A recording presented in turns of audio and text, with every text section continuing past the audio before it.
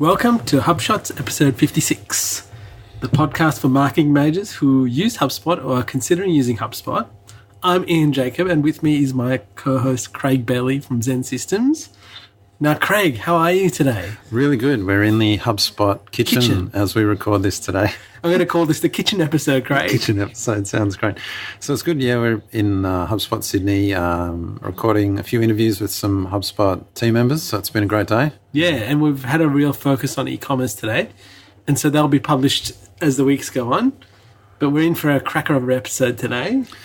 First on our inbound thought of the weekend. Gee, it's getting close, isn't it? I know. 14 days to inbound, Craig. I can't believe this. Actually, you know what?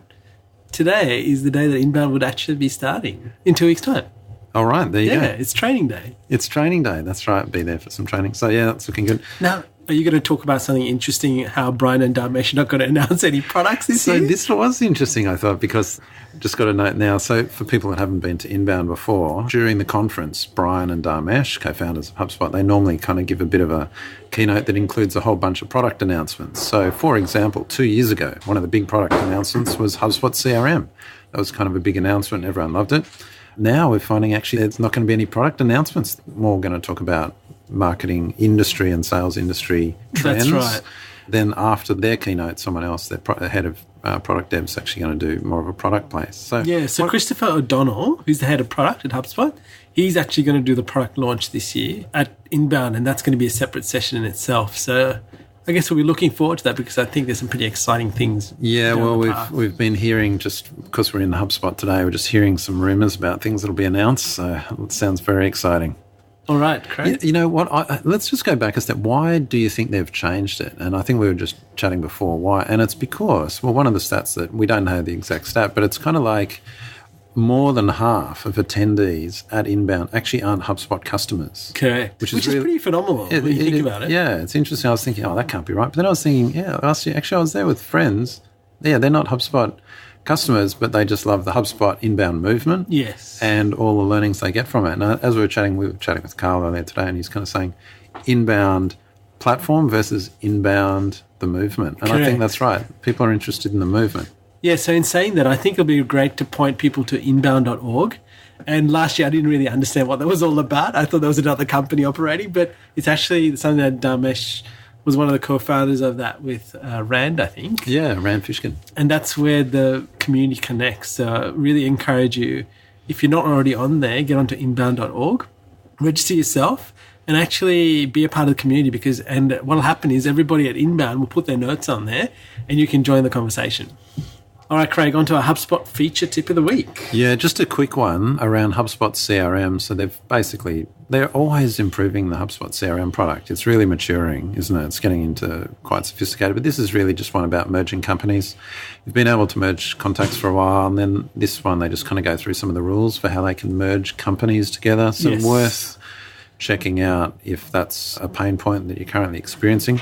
I'll just mention, though, that one of the issues you need to be aware of is that if you actually use Salesforce integration, you can't actually merge companies in HubSpot CRM. So just something to be aware of. Probably not so much an issue, but there's got a full knowledge base there that goes through things. It's really good. And there's another thing that they've highlighted. It might take up to 30 minutes for contact activities to sync when you do the company merge. Yeah, and they've got all the rules there about, who was created first and how a date's updated and all of that stuff. So it's quite a good article. So it's not as simple as it sounds, but it's a great feature to have.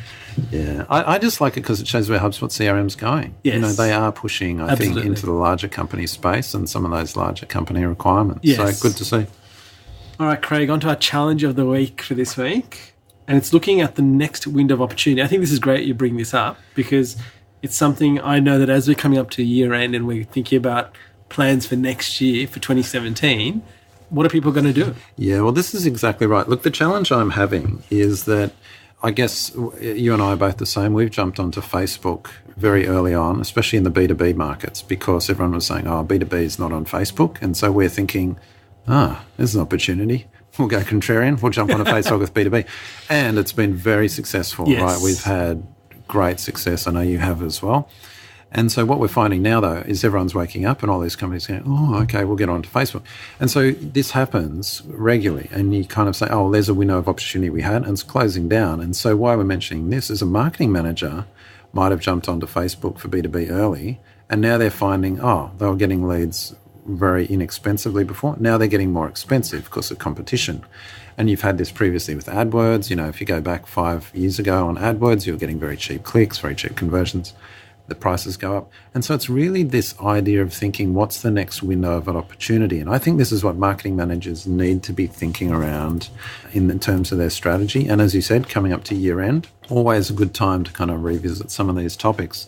So we've just kind of mentioned some ways that you need to be thinking about it, like looking for that next window of opportunity that you can take for 3 to 6 months to get the benefits. And there's things like the channels you're on.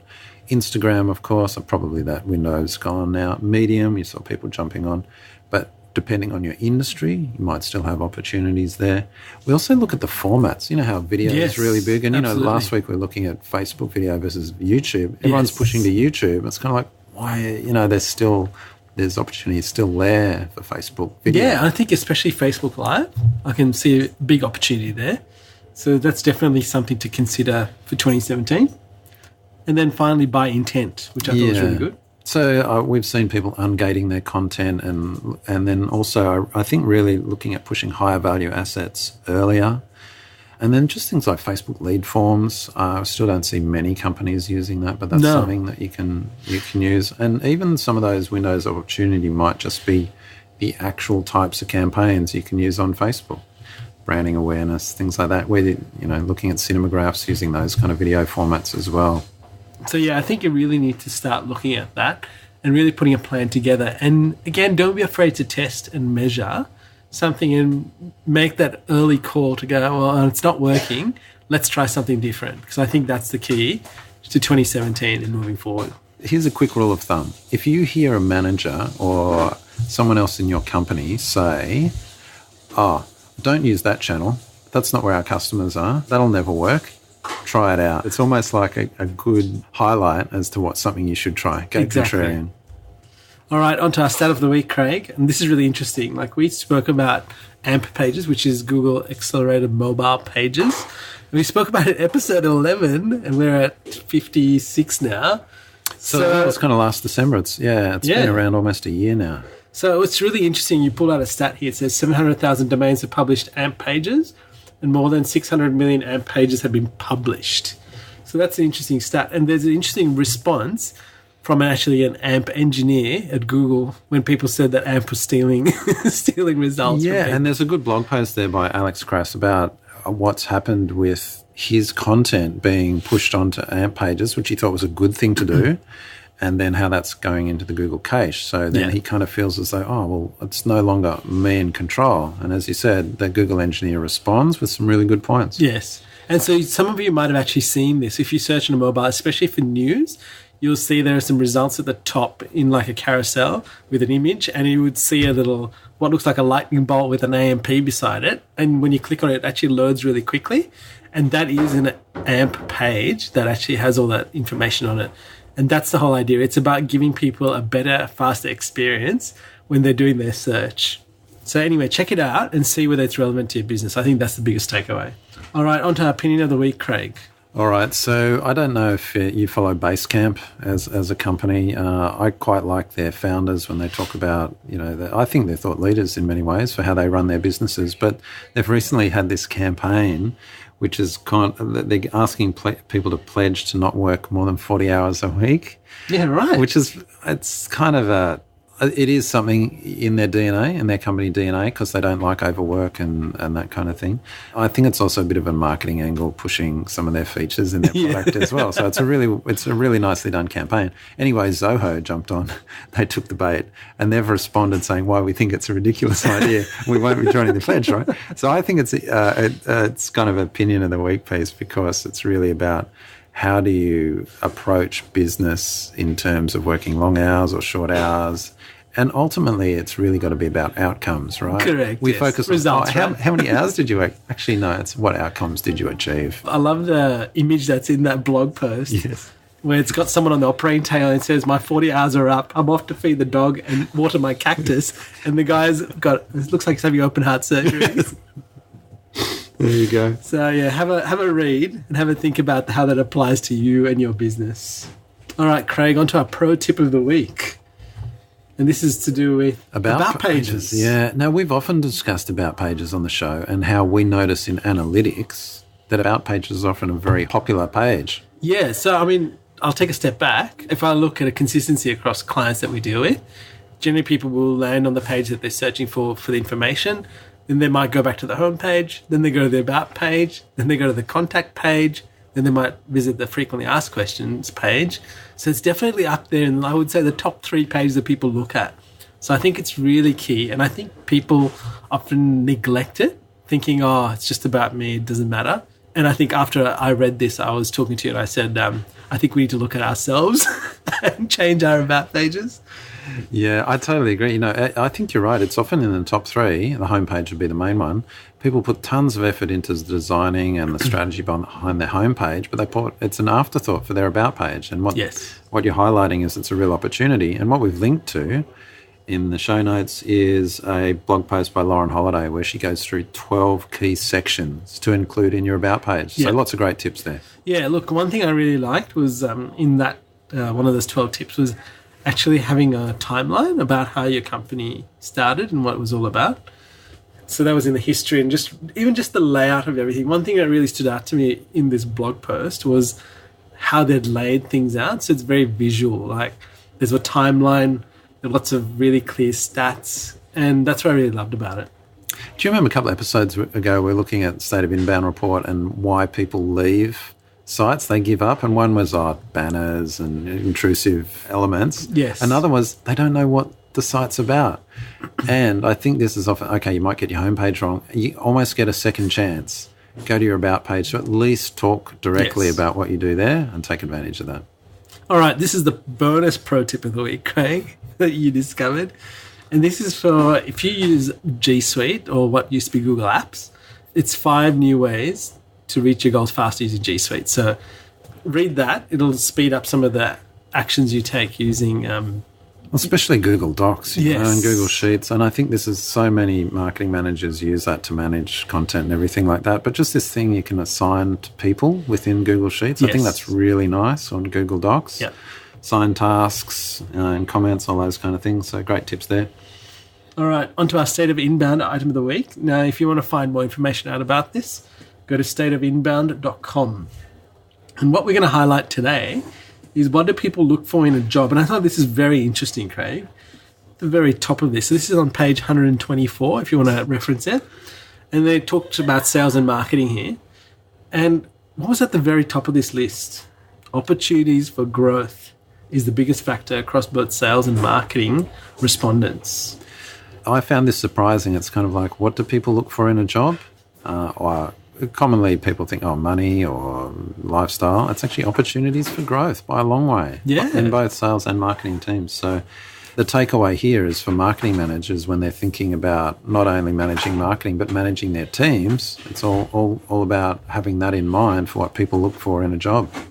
Yeah, and closely following second there was work-life balance, followed by compensation and then culture. So take a note, read it, and use it in your business wisely. Now, Craig, onto our resource of the week. Yeah, you know how every week some site comes out with a list of free stock photo sites you can use? That's right. Well, here's another one. So I think... on Medium. Yeah, it was on Medium. But every quarter we should just include a link. So I'm always after new ideas for stock photos. So the good one about this article is that some of the more esoteric ones. So Unsplash, of course, is there, which is really popular. But instead of the big stock photo sites, it's some of the more niche ones, some of the more artistic ones. So worth taking a look at. Yeah, look, it's another good resource. Keep it up your sleeve. Onto our mobile app of the week. And this is courtesy of Ryan Benici, who's been traveling around. There's an app called TripIt. And this is made by Concur. But one of the things that Ryan was telling me, and I've downloaded it so I can use it on my trip to inbound this time, is that it'll actually it scans your Gmail and it'll actually pull in any trip information, any tours you might have, hotel bookings, and put it into the one page. So you can actually see, okay, well, I need to go at this time, I need to be here, or I need to get to this hotel, put all the details, scan all the information in, and just keep it in one place. And then you can run stats on how many days you've been away, how many hours you spent flying, and so on. So it's a pretty comprehensive app from what I can tell. Cool. Check it out. All right. So that was the mobile app of the week. On to our app of the week. And this is on rev.com. And this is captions made simple, mainly for Facebook videos. So there's a big stat. I think 85% of people watch videos on Facebook without sound. So it's really important to have captions on there. And this is a service that will actually create the captions file that you can load into Facebook. And it costs $1 a minute. So I'd encourage you, if you're doing videos on Facebook, spend that $1 per minute and get the caption. It's pretty cheap. Like how long are most videos on Facebook? Less than 3 minutes. So well worth the look. All right, Craig, on to our quote of the week. All right, actually, this is a good one. We're going to finish the show with this. I really like this one from Dharmesh, personal hero of mine. Have I mentioned that before? Yes, maybe we might get to meet him at Inbound. I'd love to meet Dharmesh. I know he listens to the show every minute of every show. Oh, I wish. Anyway, he says, I really like this. He says, don't try to take market away from your competition. If the market is big enough, there should be enough non-consumers you can be selling to. Yeah. So I really like that. It's kind of that abundance mentality. And you know what was interesting when we started this podcast? People said to us, oh, really amazed because you're 2 agencies. Aren't you guys in competition? We're like, oh, I guess we possibly are, but the market's so big and, there's enough for everyone to be involved. So I really like that sentiment from Dharmesh. Yeah, absolutely. Craig, here we are at the end of the kitchen episode of HubShots, episode 56. We'd love you to join our WhatsApp group. And if you want to join the group, just go to hubshots.com/WhatsApp and just give us your details and we'll add you to the group. So this is where we'll keep in touch during inbound and post-inbound. And just it's a great place to bounce ideas, share things with like-minded people in that group. Until next time. Catch you later, Ian. See you, Craig. Thank you for listening to this episode of HubShots. For show notes, resources, HubSpot news, including practical strategies you can implement, visit us at hubshots.com.